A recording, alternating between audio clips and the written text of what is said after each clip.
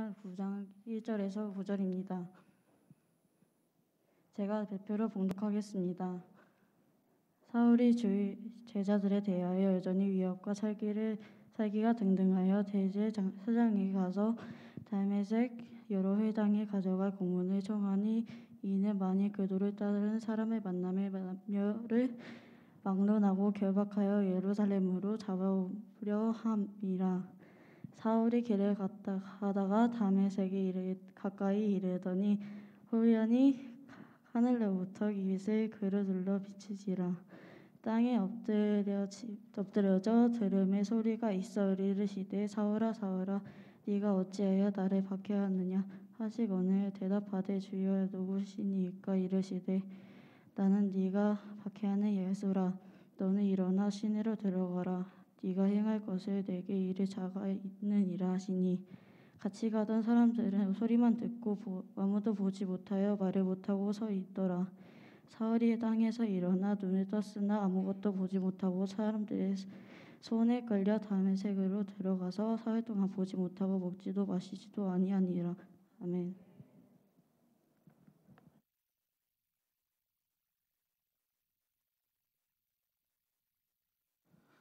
오늘 신고 온 신발이 굉장히 인상적인데요, 그죠?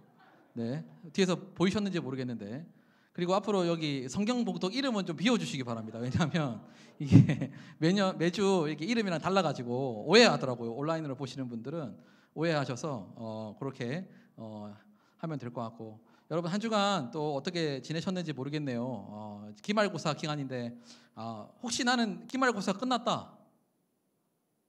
기말고사 끝난 친구들이 있네요. 그래도 네, 이제 아마 이번 주가 한창 기말고사를 치고 있거나 시작하는 주간일 텐데 그런 중에도 또 하나님 앞에 나와서 예배드리는 여러분들이 너무 감사하고 또 각 가정에서 온라인으로 예배드리는 여러분들도 너무 감사합니다.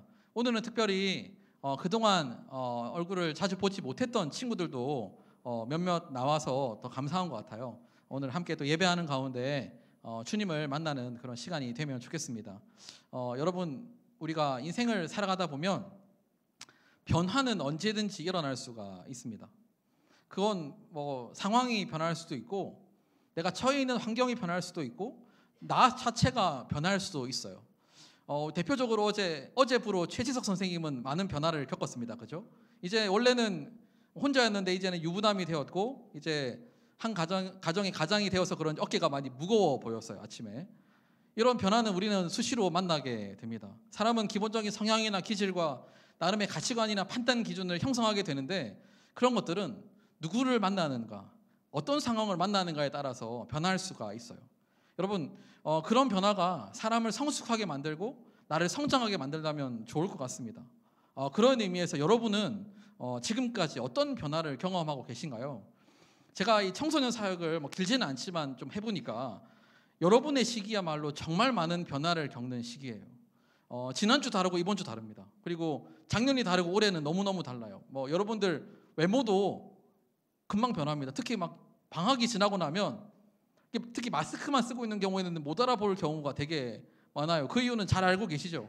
네, 이런 자연적인 변화라기보다 인위적인 변화 때문에 급격한 변화를 겪는 경우가 굉장히 많습니다. 성적도 많이 변하는데 보통은 내려가잖아요. 그죠? 보통은 성적이 내려가는데 때때로는 올라가는 친구들도 있습니다. 어쨌든 성적도 많은 변화를 겪게 되고 그리고 나 자신에 대해서도 많은 생각의 변화들이 있게 됩니다. 기질이 변하기도 하고 비전이 변하기도 하고 자신의 삶에 대한 인식이 변하기도 하는 거예요. 그래서 여러분들의 시기가 정말 중요하다고 어른들은 그렇게 말을 하는 겁니다. 왜냐하면 내가 돌이켜보니까 그 시기가 내게 가장 많은 변화를 주었던 시기였구나 하는 생각을 하기 때문에 그렇습니다. 물론 여러분들은 잘 모르시겠지만 그런 것 같아요. 무엇보다 여러분의 시기에 이 영적인 변화도 가장 많이 일어납니다. 저도 그런 케이스에 속하는데요. 저도 고등학교 때 예수님을 믿었으니까 저도 그런 케이스에 속하는데 영적인 변화도 여러분의 시기에 가장 많이 일어납니다. 신앙이 변하고 믿음을 갖게 되는 중요한 시기가 바로 여러분의 시기더라고요. 영적인 변화는 영적인 상태가 변했다는 것을 의미하는데요. 원래 죄인의 상태였는데 원래는 죄에 대한 벌을 받아야 하고 여전히 죄악 가운데 살아가고 그래서 그 죄악으로 인한 결과를 날마다 경험하면서 어려움 가운데 살아가는 그 상태에서 이제는 그 모든 죄의 문제가 해결되었다는 것. 그래서 이제 우리의 신분이 더 이상 죄인이 아니라 의인이 되었다는 것을 믿고 살아가는 것을 의미합니다. 여러분, 그런데 이런 영적인 변화는 사실 특별한 계기가 필요한데요. 물어보면 언제 그런 영적인 변화를 겪으셨나요? 물어보면 수련회 때, 예배 드릴 때, 아니면 어떤 말씀을 듣고 그렇게 되었다고 얘기를 많이 하는데, 그 안에 들어있는 본질은 누구를 만나는가 하는 것입니다. 수련회를 통해서, 말씀을 통해서, 예배를 통해서 누구를 만나는가 하는 것이 그 영적인 변화의 본질인데요. 우리의 영적인 변화는 누군가를 만나야 변화가 됩니다. 그렇다면 누구를 만나야 할까요? 당연히 답은 다 알고 계시겠지만 오늘은 이 말씀을 통해서 우리가 한 번 더 그 변화의 모습을 한번 살펴보면 좋겠습니다. 오늘은 이 사울이라는 사람이 나오는데 이 사람의 이야기를 통해서 진정한 변화에 대해서 한번 생각을 해보면 좋겠어요. 여러분, 지난주에 사도행전 8장에는 어떤 사건들이 있었습니까? 우리가 8장을 통해서 알 수 있는 사실이 무엇이었죠? 빌립이 사마리아로 그리고 광야로 가서 복음을 전하는 걸 통해서 알 수 있었던 사실은 하나님은 큰 그림을 그리고 계신다는 사실이에요. 하나님은 우리를 향한 계획을 갖고 계신다는 사실이었습니다. 그건 저와 여러분에게 똑같이 해당되는 말씀이에요. 그렇기 때문에 우리는 그 하나님의 계획을 믿고 신뢰하는 소망을 가질 수가 있는 것이죠. 어쨌든 지난주에는 예루살렘에서 일어난 박해를 피해 흩어지게 된 사람들이 있었다는 것, 그리고 그들을 통해서 다시 곳곳에 복음이 전해지게 되었다는 이야기를 나누었습니다. 여러분, 예루살렘에서 일어났던 그 박해는 상당히 조직적으로 이루어졌어요. 그냥 옆에 있는 이웃 몇 명이 기분 나빠서 해코지를 한 정도가 아니고, 그래서 그냥 생활에 조금 불편을 느낄 정도가 아니라 당시 예루살렘의 그 지도자들에 의해서 이 박해는 굉장히 조직적으로 일어났어요. 우리로 따지면 서울시에서 그걸 주도하기 시작을 하는 것과 같습니다. 그러면 우리가 여기서 모여서 예배를 드릴 수 있겠어요? 저는 몰랐는데 지난주에 우리 구청에서 직원분이 나와서 한 바퀴 이렇게 확인하고 가셨다고 하더라고요. 그런 조직적인 그런 박해가 시작되면 성도들은 견딜 수가 없었습니다. 그래서 사람들이 예루살렘을 벗어나서 다른 곳으로 피하게 되었는데요. 당시 예루살렘에서 이 박해를 주도하는 사람이 있었는데 그 사람이 바로 사울이라는 사람이었어요. 사울은 바로 앞 사도행전 7장과 8장에 똑같이 나옵니다. 7장과 8장에 나오는데 7장 58절에 보면 증인들이 옷을 벗어 사울이라 하는 청년의 발 앞에 두니라. 그건 스데반을 도로 칠 때 사람들이 옷을 벗어서 사울이라는 사람의 발 앞에 두었다는 뜻이에요. 자기의 겉옷을 벗어서 누군가의 발 앞에 둔다는 건 그 옷을 맡아 놓은 사람이 그 모든 일의 총책임자라는 뜻입니다. 그러니까 스데반의 죽음의 모든 책임은 이 사울이라는 청년이 졌던 거죠. 그리고 8장 1절에 보면 사울은 그가 죽임당함을 마땅히 여기니라. 여기서 죽임당한 사람은 스데반이잖아요. 사울은 스데반이 죽은 것을 마땅히, 너무 당연하게, 너무 좋은 일로 생각했다는 뜻입니다. 여러분, 그러니까 사울은 어떤 사람인가요? 아주 뼛속까지 그리스도인들을 싫어하고 예수님을 싫어하고 박해하기를 원하는 사람이에요. 자기가 아주 자발적으로, 자기가 정말 마음으로 원해서 이 일을 하고 있는 사람입니다. 여러분, 그런데 사울은 어떻게 이런 일을 하게 되었을까요? 원래 그가 아주 악하고 나쁜 사람이었기 때문에, 사람을 죽이는 일을 좋아하는 사람이었기 때문에 그랬을까요? 사실은 그렇지 않아요. 그건 사울이 자라온 삶을 보면 알 수 있습니다. 사울이 자라온 삶이 사울이라는 사람의 가치관과 세계관을 그렇게 형성하게 되었어요. 여러분, 사울은 아주 신실한 유대교 신자입니다. 그러니까 율법 하나하나까지도 세밀하게 지키는 그런 신실한 사람이었어요. 원래 이 사람은 길리기아 다소라는 곳에서 출생을 했는데 이 지역은 헬라어를 쓰는 지역입니다. 그러다가 이 사울이 어느 때에 예루살렘으로 유학을 오게 되었어요. 유대교 공부를 더 깊이 하기 위해서, 율법을 더 배우기 위해서 예루살렘으로 유학을 오게 되었습니다. 그래서 이 사람은 두 가지 언어를 사용할 수 있는 그런 능력 있는 사람이었어요. 헬라어랑 아람어 두 개를 동시에 사용할 수가 있었습니다. 그는 유학을 와서 가말리엘이라는 사람의 문화에 들어갔는데, 가말리엘은 당시에 3대 스승 중에 한 사람이었어요. 그러니까 우리로 따지면 스카이 중에 하나를 들어간 거죠. 거기에서 제자로 지내면서 영향력을 쌓게 되었습니다. 이제 어느 순간 예루살렘에서 사울은 꽤 리더십을 발휘할 만한 그런 위치에 있게 되었어요. 우리로 따지면 외국에 유학 가서 박사학위를 받은 젊은 사람이 국가의 중요한 요직에 앉게 되었다는 것과 같은 말입니다. 사울은 그렇게 사람들로부터 인정을 받고 인기를 얻고, 그래서 그의 말에 아주 힘이 실리는 그런 사람이었어요. 그는 어릴 때부터 유대교 교육을 받고 율법을 배운 사람이기 때문에 그가 갖고 있는 가치관과 세계관은 아주 확고했어요. 누군가의 말에도 잘 흔들리지 않는 그런 사람이었습니다. 그러니까 사울의 기준에서 볼 때 그리스도인은, 저와 여러분은 죽어 마땅한 사람들이에요. 왜냐하면 사울의 입장에서 볼 때 예수는 죄인이고 그냥 십자가에 달려 죽은 사람이에요. 예수가 부활했다고 막 떠들어댔지만 이성적으로 생각할 때 그건 있을 수가 없는 일이야. 내가 살아난 예수를 보기 전에는 도저히 믿을 수 없는 일이라고요. 거기다가 율법에서는 나무에 달려 죽은 사람은 이유여하를 막론하고 그는 하나님께 저주를 받은 사람이에요. 그런데 어떻게 그런 예수가 하나님의 아들일 수 있겠는가? 이런 엉터리 도를 가지고 사람들을 현혹시키는 이 그리스도인들을 다 잡아 죽여야겠다는 그런 불타는 사명감에 타올랐습니다. 그래서 그는 교회와 성도들을 박해하고 핍박하는 일을 열심을 냈었던 거죠.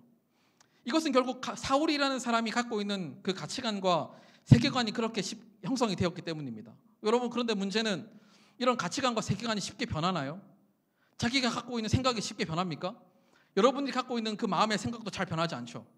여러분이 옳다고 생각하는 그 가치가 어지간하면 잘 바뀌지 않고 변하지 않잖아요. 누군가가 설득을 한다고 해서 이건 바뀔 문제가 사실은 아닙니다. 그러니까 이 사울이라는 사람도 마찬가지였겠죠. 만약 이것이 변한다면, 이 가치관과 세계관이 변했다면 그 말은 그 인생이 송두리째 바뀌었다는 뜻이에요. 그 인생이 완전히 새롭게 태어났다는 것을 의미하는 겁니다. 그런데 그런 일이 가능할까요?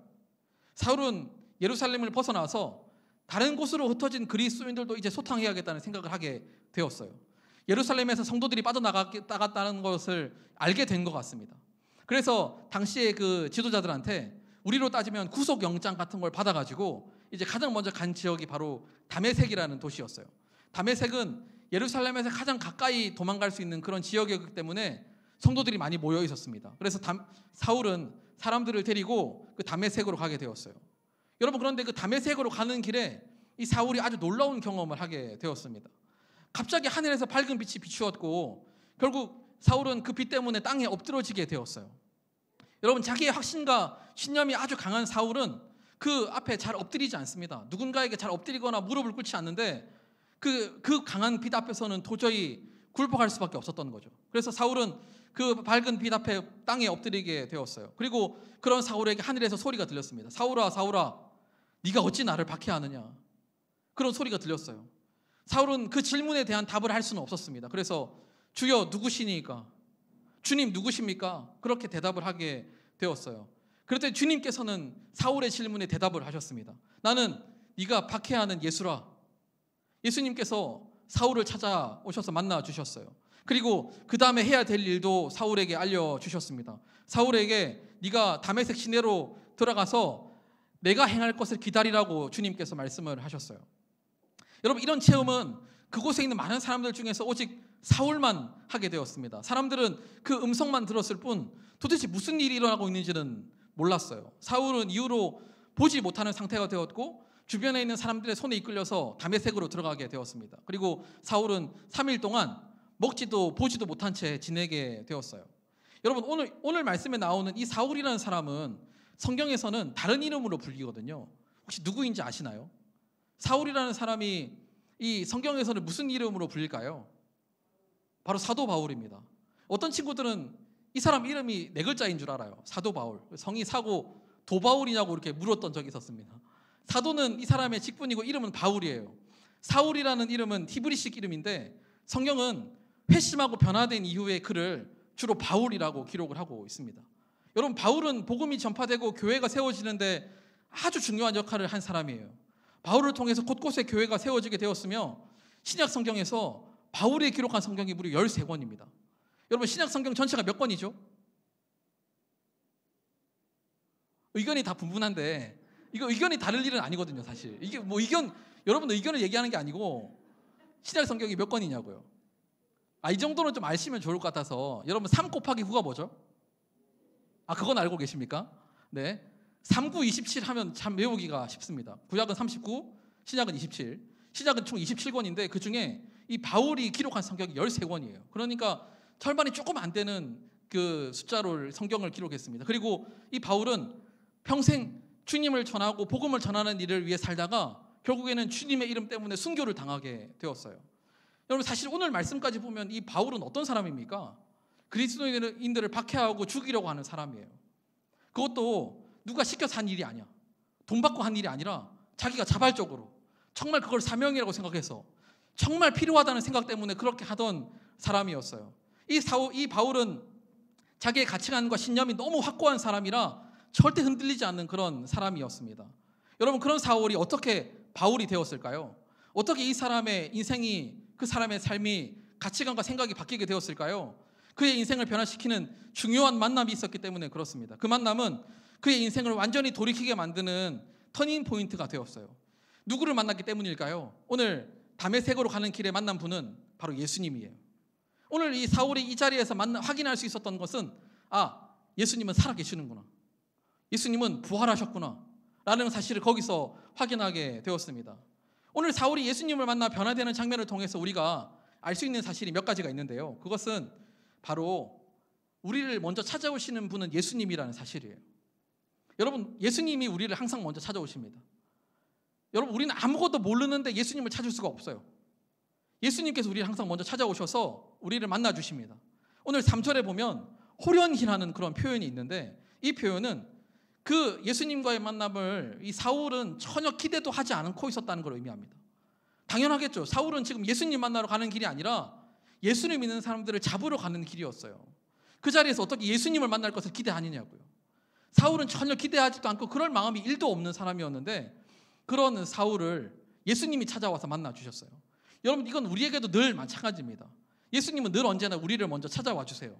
사람은 결코 먼저 하나님을 찾을 수가 없는 존재입니다. 예수님을 만나기 전 사람은 그 영적인 눈이 가리워져서 자기가 죄인인지조차 모르고 살아가고 있어요.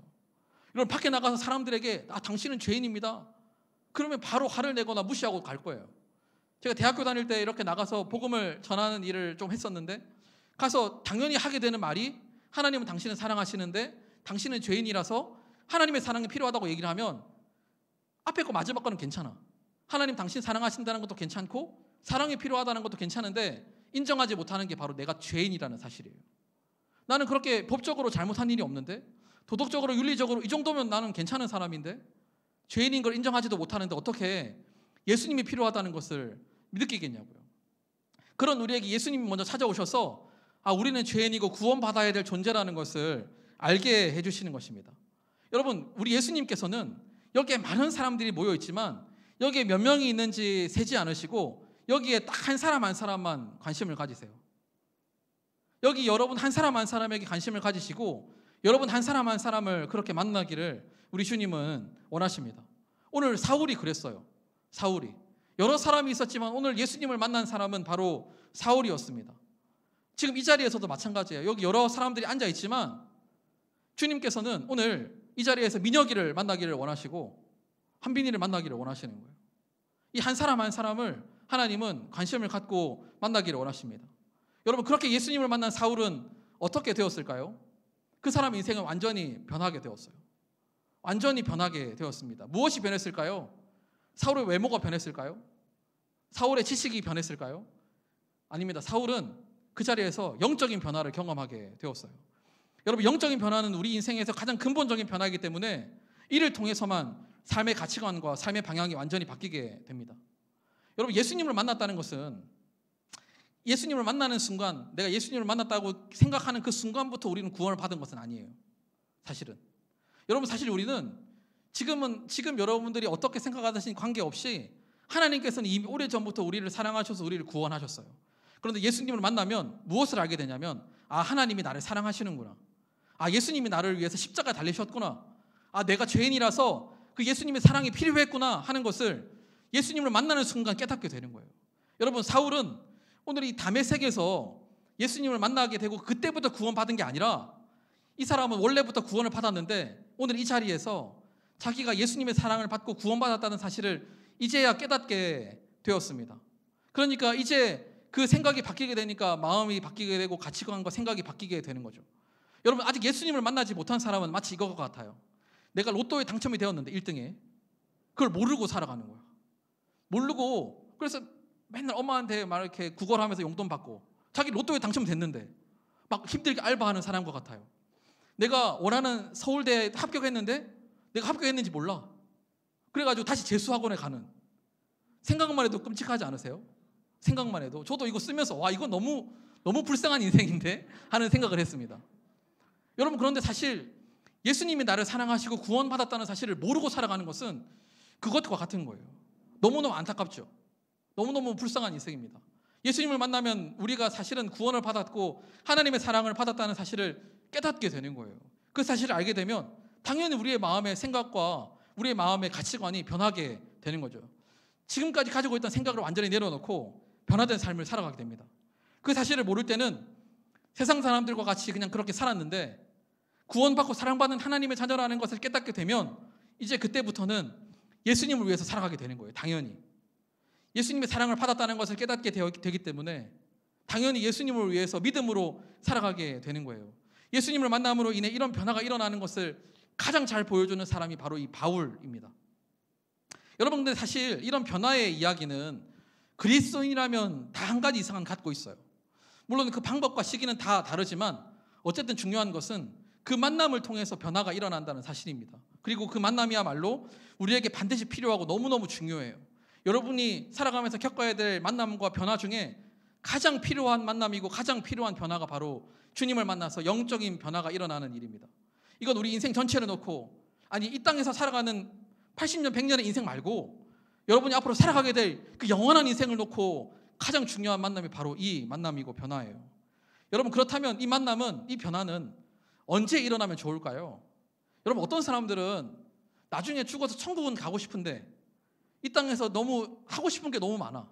술도 마셔야 되고 담배도 펴야 되고 주일날 교회 오는 건 너무 싫어. 이렇게 황금 시간에 교회를 와야 되다니.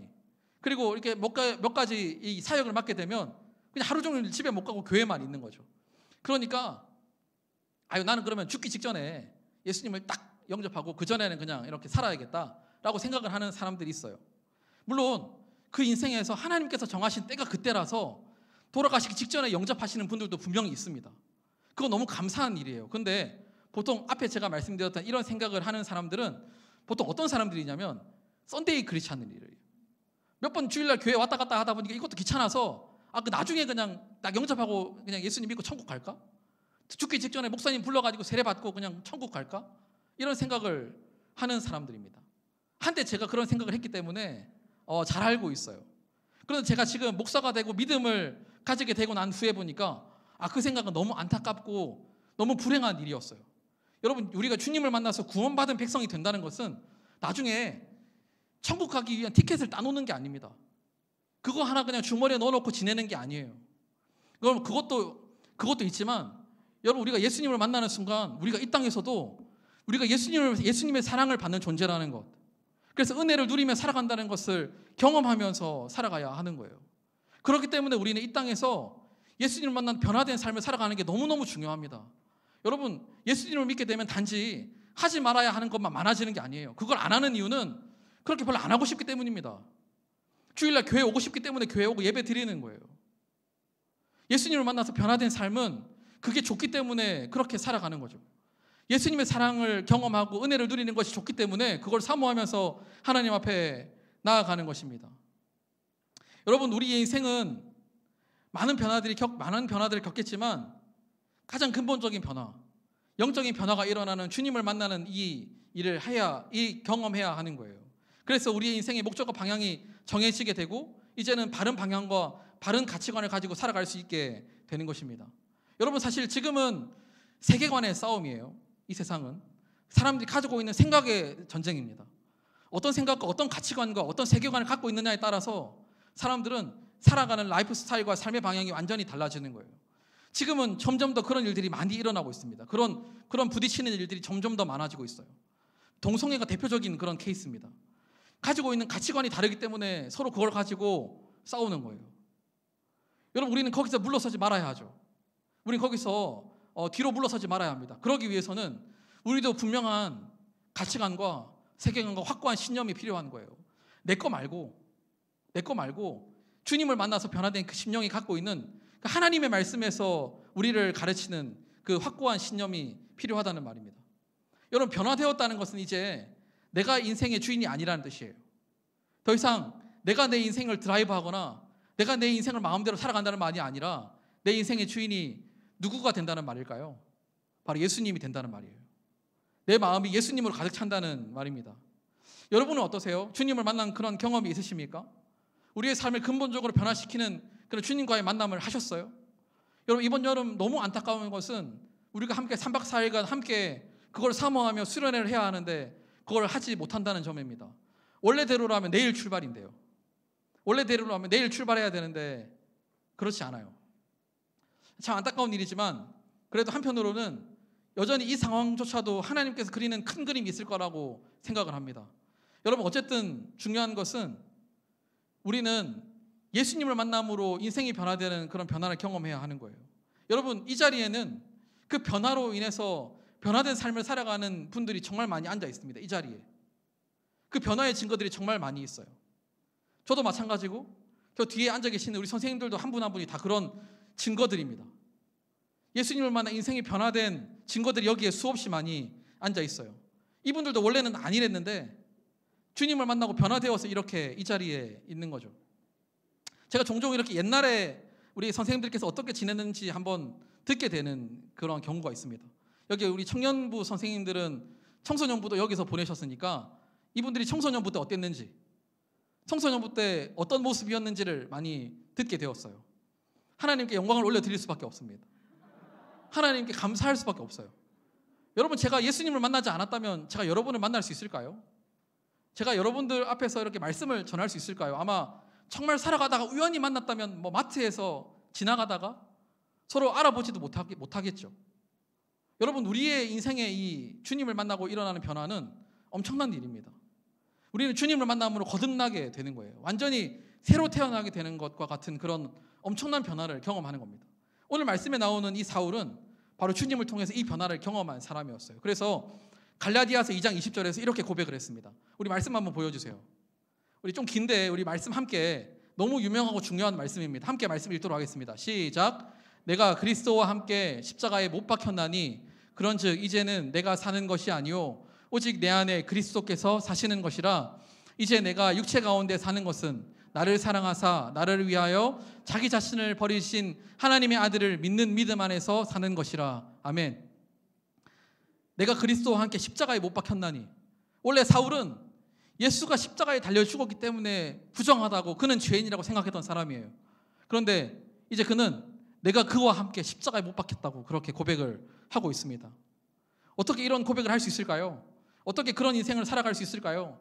여러분, 사도행전 후반부는, 사도행전 9장부터는 사도행전의 주인공이 바로 이 바울입니다. 바울이 복음을 전하는 행적을 기록하고 있어요. 후반부는 바울을 통해서 세워진 교회들과 변하는 사람들의 이야기가 이 사도행전에 기록되어 있습니다. 여러분, 지금 많은 변화들을 겪고 계시죠? 여러 가지로 그러실 거라고 생각합니다. 여러분의 상황이 많은 변화 가운데 있을 거라고 생각을 해요. 여러분, 그런데 우리의 삶 속에서 여러분의 시기에 가장 필요한 변화와 만남은 바로 주님을 만나 나의 영혼의 상태가 변하고 영적인 상태가 변하고, 지금까지는 내가 내 인생의 주인이어서 내가 내 인생을 드라이브하고 살았는데 이제는 그리스도가 내 안에 사시는 것이라. 예수 그리스도께서 내 인생의 주인 되셔서 주님의 인도하심을 따라 살아가는 삶을 살아가는 것입니다. 여러분, 그 변화가 지금 여러분의 때에 정말 일어나면 좋겠어요. 제가 소망하는 건 그겁니다. 제가 소망하는 건 여러분의 때에 주님을 만나는 그런 변화가 일어났으면 좋겠어요. 우리 선생님들께서 다 그런 마음으로 이 자리에 함께 앉아서 여러분과 함께 예배를 드리고 있는 거죠. 여러분, 그리고 그 변화는 오직 주님을 통해서만 일어납니다. 오직 예수님을 통해서만 일어나는 거예요. 오직 예수 그리스도를 통해서만 우리의 심령이, 우리의 영혼이 거듭나게 되는 것입니다. 오늘 이 시간 함께 하나님 앞에 찬양하고 기도하며 나갈 때 그런 마음의 소원을 가지고 하나님 앞에 결단하며 나가는 시간 되기를 소망합니다. 함께 찬양하고 하나님 앞에 나가겠습니다.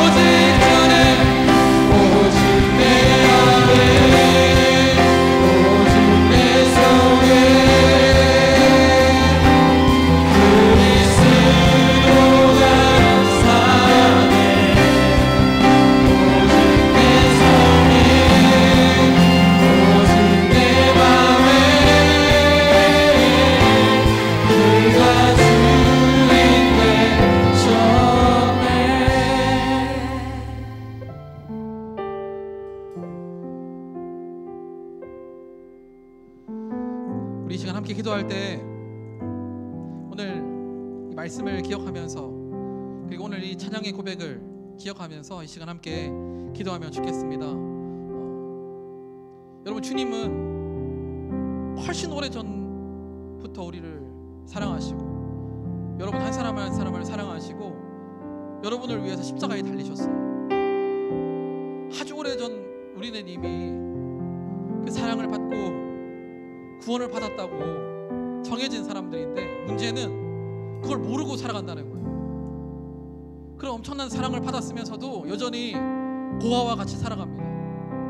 마치 사랑을 받지 못하는 것처럼 살아가는 거예요. 여러분, 주님이 우리를 먼저 찾아오셔서 우리를 만나기를 원하세요. 그런데 중요한 것은 우리의 마음도 열어야 합니다. 그 주님을 자꾸 구하는 마음이 있어야 하는 거예요. 그러면 주님의 때에 주님의 방법으로 우리를 찾아와서 만나 주실 거예요. 여러분, 이번 여름 하나님께서 하나님의 큰 그림 가운데 여러분 각자 한 사람 한 사람에게 맞는 방식과 타이밍에 여러분을 만나 주실 줄 믿습니다. 그 주님을 소원하면서 이 시간 함께 하나님 앞에 기도하면 좋겠어요. 주님, 나를 만나 주시고 나와 함께하여 주시고 나를 붙잡아 주셔서 주님을 만나서 진정한 변화를 경험하고 주님을 위해 살아가며 나아갈 수 있도록 인도하여 주시옵소서. 이 시간 우리 함께 하나님 앞에 간구하며 기도하며 나가겠습니다. 하나님 아버지, 오늘도 우리 가운데 은혜를 주시기를 원합니다. 하나님, 사랑하는 우리 아이들의 마음 가운데 하나님 함께하여 주시고 찾아가셔서 만나 주시고 은혜를 베풀어 주시옵소서. 주님을 만나게 하여 주시고 주님을 만나 변화되게 하여 주시고 주님을 만나 변화되는 인생을 살아갈 수 있도록 하나님 함께하여 주시옵소서. 하나님 아버지, 사랑하는 아이들의 마음 가운데 그 심령 가운데 주님을 구하며 주님을 바라보기를 원합니다. 하나님을 만나기를 원합니다. 주님을 의지하며 나갈 수 있도록 주여 함께하여 주시옵소서. 주님을 의지하며 나갈 수 있도록 하나님 인도하여 주시고 붙잡아 주시옵소서. 주의 사랑을 인도하기를 원합니다. 주님을 바라보기를 원합니다. 하나님 우리 가운데 역사하여 주시옵소서. 하나님 우리 가운데 역사하여 주시옵소서. 하나님 우리 가운데 역사하여 주시옵소서.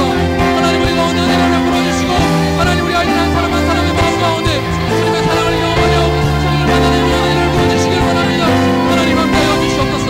주님 함께하여 주시옵소서.